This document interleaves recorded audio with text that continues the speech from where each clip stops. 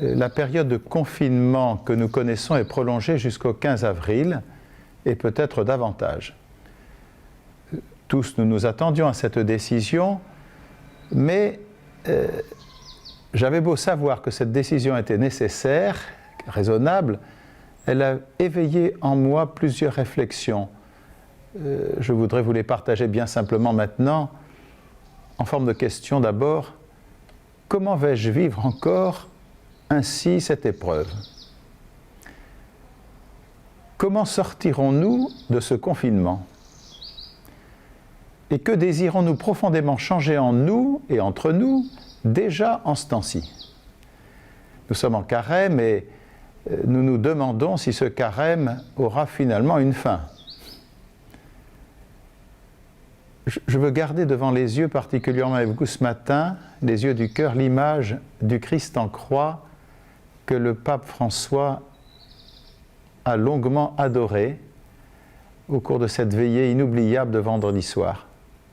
Oui, le Christ porte avec nous le poids de l'épreuve. Il connaît mes questions,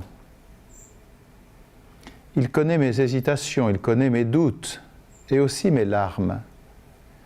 Le Christ porte sur lui, non, il porte en lui-même, dans sa chair, la blessure de nos révoltes, de nos interrogations, de nos abattements peut-être. Il sait l'insondable souffrance des malades, la souffrance aussi et la peur des soignants, la souffrance des familles, de celles qui connaissent un deuil en ce moment, et la souffrance de tous ceux qui habitent des lieux où, j'ose dire, on est en train de mourir à petit feu de solitude. Oui, le Christ connaît l'immense réconfort que Dieu apporte dans cette situation. Il connaît l'immense réconfort du moindre signe de geste fraternel. Il connaît et répand la joie inaltérable de la consolation du Père. Nous serions perdus d'ailleurs sans la joie qui vient d'en haut.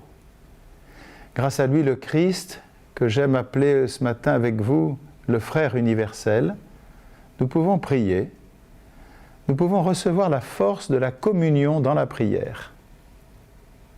Vendredi soir, donc, je voyais comme tant d'auditeurs de la prière avec le pape, et je pense comme beaucoup d'entre vous, je voyais s'élever un parfum sur la ville et sur le monde entier. Oui, j'ai été entraîné ce vendredi soir avec les disciples du Christ dans la barque chahutée par la tempête. Et avec les disciples de Jésus, j'entendais cette parole d'autorité et en même temps de réconfort. Passons sur l'autre rive. Dans cette barque, le Christ a imposé le silence aux éléments déchaînés. Et ensuite, nous nous souvenons qu'il est allé devant l'icône de Marie, et puis qu'il s'est longuement recueilli devant ce Christ qui avait été exposé aux yeux des Romains au XVIe siècle, lors de l'épidémie de la peste de l'époque. Puis ensuite, il s'est recueilli longuement dans l'adoration eucharistique, et puis dans cette contemplation eucharistique, nous avons vu à nouveau la ville et le monde entier dans l'image du Christ pascal. Oui, bien sûr, nous éprouvons la puissance menaçante des vagues. Et nous éprouvons dans ce temps, et déjà maintenant, la délicatesse de tant et tant d'hommes, de femmes, d'enfants autour de nous. Oui, sans la délicatesse, sans la générosité, sans le pardon aussi inlassablement donné et reçu, nous serions engloutis dans la nuit de l'isolement mauvais. Sans miséricorde, le monde serait en train de mourir vraiment. Dans la miséricorde, entièrement manifestée dans le Christ, le monde est en train vraiment de renaître. Je le crois.